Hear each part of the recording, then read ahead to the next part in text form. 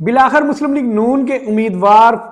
بلال فروخ تارڑ صاحب جو ہیں وہ حلقہ NA66 وزیرآباد سے MNA بلا مقابلہ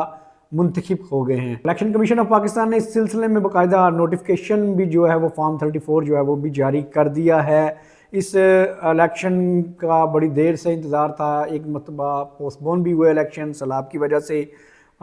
تحریک انصاف نے اس کا بائیکاٹ کیا، پیپلز پارٹی نے حمایت کی، TLP جو ہے کالعدم قرار دی گئی۔ حالیہ وہاں کے جو کچھ امیدوار تھے، بصیرت علی چشتی صاحب وغیرہ، دو امیدوار تھے ان کے، وہ انہوں نے ریٹائرمنٹ لے لی، یہ صورتحال پیدا ہوئی۔ لیکن اس کے بعد کی جو صورتحال ہے وہ بڑی دلچسپ ہونے جا رہی ہے۔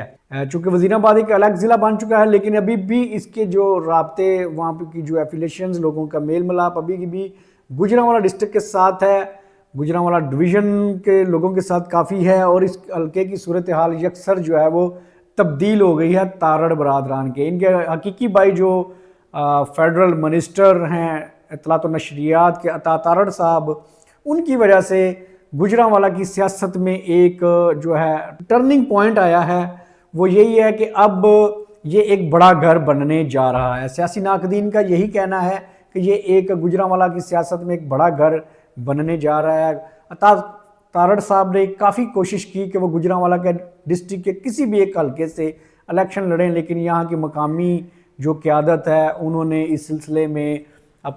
پارٹی قیادت کو آگاہ کیا، کچھ تحفظات کا اظہار کیا، جس کی وجہ سے ان کو لاہور سے الیکشن لڑایا گیا، وہاں سے وہ MNA منتخب ہوئے۔ اب جو ہے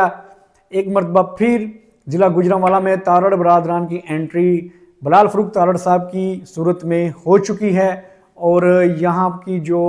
سیاسی منظرنامہ ہے وہ یکسر تبدیل ہونے جا رہا ہے، اور آئندہ آنے والے انتخابات میں بھی ایک بڑا کھینچاتوں کا ہمیں جو سین ہے وہ نظر آ رہا ہے، اور یہاں کے سیاسی فیصلے اب کس کروٹ بیٹھیں گے۔ جی ہاں، بالکل آپ صحیح سمجھ رہے ہیں، یہاں پر گوجرانوالہ کا ایک بڑا سیاسی گھر خان غلام دستگیر خان صاحب کا، خرم دستگیر خان صاحب کا گھر ہے۔ خرم دستگیر خان صاحب کے الیکشن لوز کرنے کے بعد صورتحال کافی جو ہے وہ تبدیل ہوئی ہے۔ تارڑ برادران کی انٹری نے یہاں پر لیگی سیاست میں بلچال پیدا کر دیا ہے، اور اب جو لیگی قیادت مرکز کی، صوبے کی اور لوکل قیادت ہے، اور لوکل جو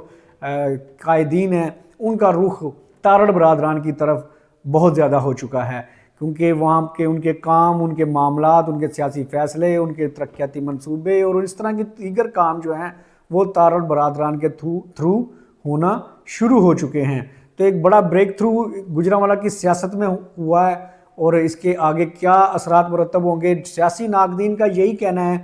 کہ یہ بھی ایک بڑے گھر کے طور پر ابھرے گا، اور یہاں کی لیگی قیادت جو ہے وہ اس کی طرف رخ کر چکی ہے،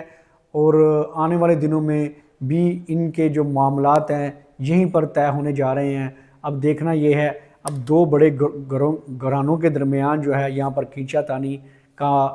آنے والے وقتوں میں نظر آئے گا، اور دونوں گھرانے ایک بڑے گھرانے ہیں، سیاسی لحاظ سے بھی قداور شخصیات ہیں۔ خان صاحب کا گھرانہ ایک درینہ لیگی گھرانہ ہے، مشرف دور میں بھی انہوں نے قید و بند کی صحبتیں برداشت کی، اور پارٹی کے ساتھ وابستگی رہی، نظر بند بھی رہے، بہت ساری مصائب بھی جھیلے، لیکن پارٹی کو انہوں نے نہیں چھوڑا۔ تو ان کی قربانیاں ناقابل فراموش ہیں، اور لیکن اب تارڑ برادران کے آنے کے بعد جو ہے وہ ایک کھینچا تانی کی ہمیں جو فیوچر میں نظر آ رہا ہے۔ اب دیکھتے ہیں کہ اونٹ کس کروٹ بیٹھتا ہے۔